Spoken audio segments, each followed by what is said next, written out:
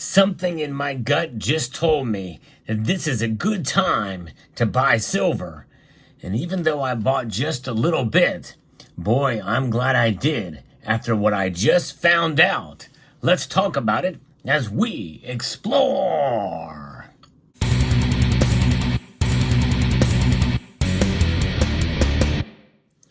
Now, before you go doing what I just did, you should do your own research and due diligence because but without what I'm about to share with you may not necessarily line up with a very bullish case for silver. Although on the surface, you would think it should be, and I'm talking big time. But we're going to break down this chart, and I'm going to explain it to you. You know, I really don't show charts on the channel.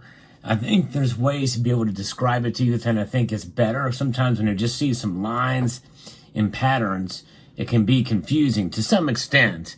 But this is a chart that was shared with on X from Peter Krauth. And I think it's quite intriguing when you look through the history of the SLV, going back to when it was first conceived of back in 2006 to where it is now. And when that happened, well, the shares went up. The number of shares obviously went up. And because it was just beginning and was shooting up. And what happened? Well, in due course, the price of silver went up as well. And most people think that, well, the number of derivatives in a certain ETF or exchange traded product would lend to a dilution of the market. In other words, there's a lot more paper entities of the physical product out there, especially in the commodity sector. But that's not always the case. We saw it with Bitcoin recently, a case study. The number of derivatives will give you some indication if it gets out of hand. But boy, it got out of hand, especially during the pandemic.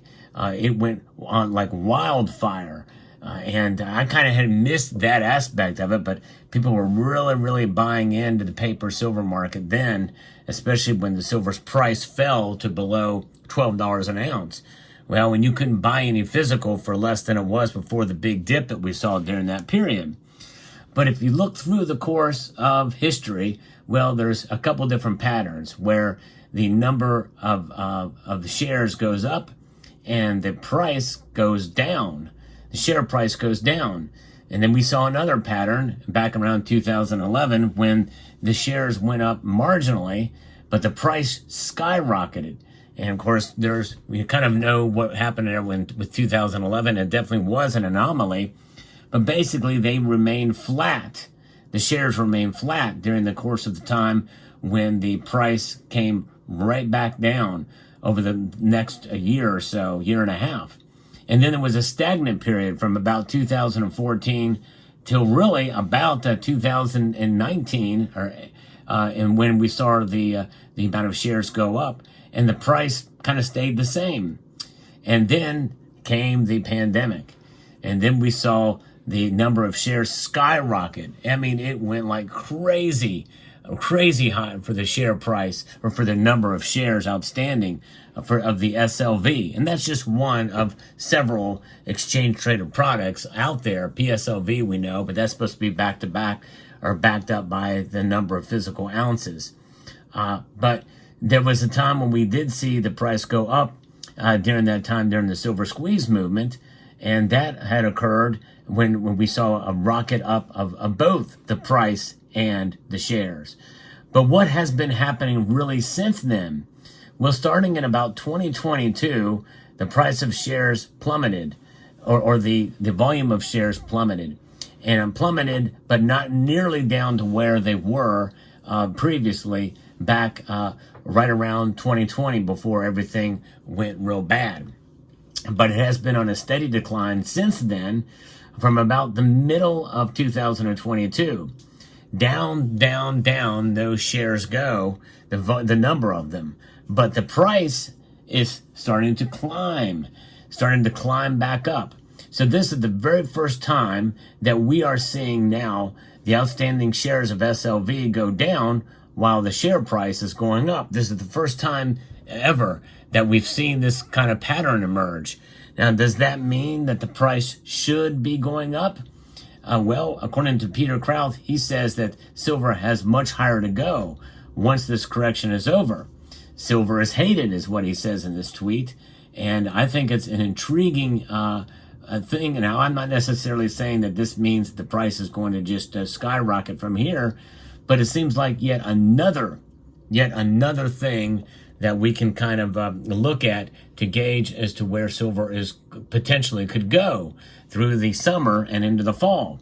In other words, it's a bullish indicator, and it's a very strong bullish indicator, especially if we see this trend continue and we start to see numbers of shares fall to near where they were during the pandemic or before the pandemic. It'll be very interesting to see how that plays out. But we're still way above it, by the way, right now.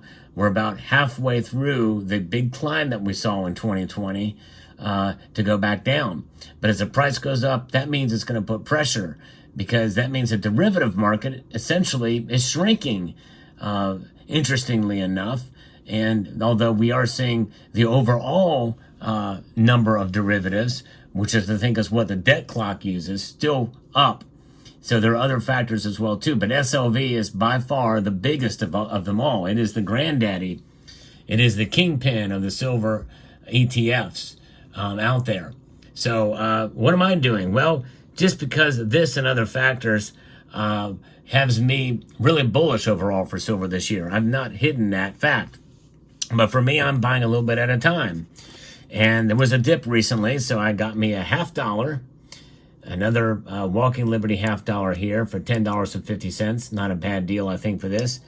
And from another party, I got this silver dime for $2. I tried under spot price. So I think, not a bad haul here. And Constitutional Silver used to trade for a lot higher, way above spot for a while. And now it's pulled back to right at spot or a little below spot. And people are regularly finding deals out there. I think it's the best bargain for silver these days. And I like the idea of getting the older designs because you know what they are. And you can get them for the same price as you would for a Franklin or a Kennedy or a Rosie in this case. And if your local coin shop will allow you to cherry pick through, you can find ones that are in fairly decent shape. And that's what I do whenever I buy my Constitutional Silver from a local coin shop I frequent. So this is something that I think is a great way to stack on a budget and keep going and keep stacking. And you can add the tubes, and you can continue that tubular journey, as I've been talking about on this channel. I have a whole playlist on that.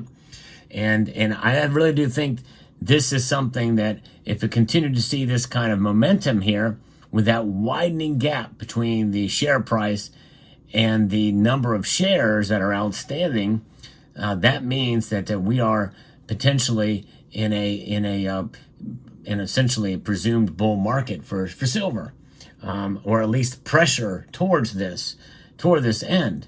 So, but it'll be very fascinating to see.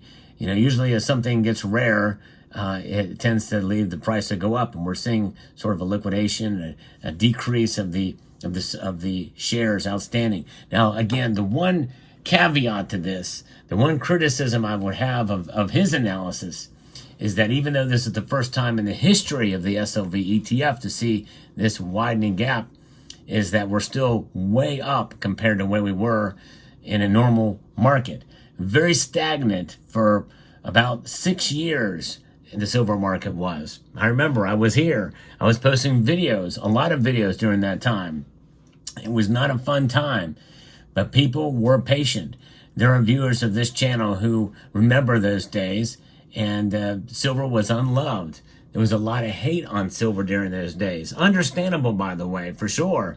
We just don't know where the market could go. And by the way, this is why I say that this indicator, even though as bullish as it may sound, and we've never seen this before, does not necessarily mean that it will translate to higher prices, because SLV is one of several.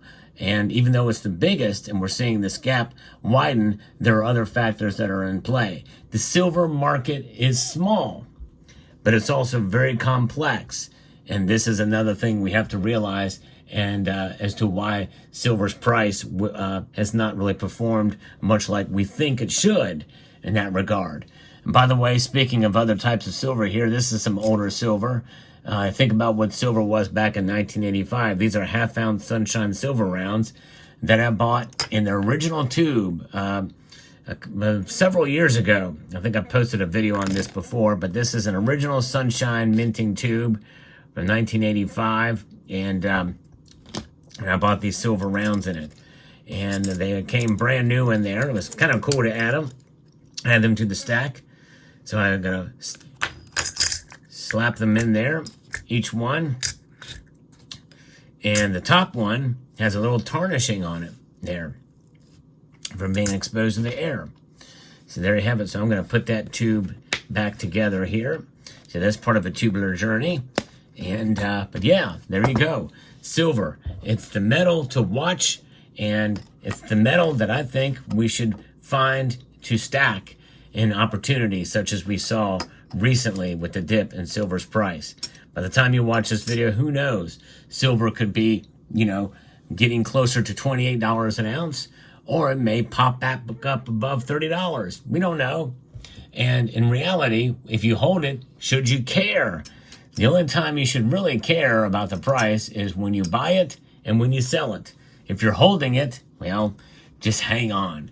Hang on, watch the markets, see what happens, and it's always good to know what's going on in the markets, whether you're buying or selling, but just to kind of see where sentiment is. And that's what I do on this channel. I like to provide you the latest news regarding precious metals and what moves those markets, and things like these little indicators like what we see here from Peter Krauf. I think this is fascinating to see, something we've not seen before. And I think that should encourage you as a silver stacker, but not something that we should bank on either. But silver we can bank on, because it indeed is a metal that will certainly be a wealth preserver for years to come. So I hope you found this video informative, insightful, and educational. We'd like to extend a multitude of gratitude to each and every one of you for taking the time to watch. And I want to encourage you to please rate, share, comment, and subscribe.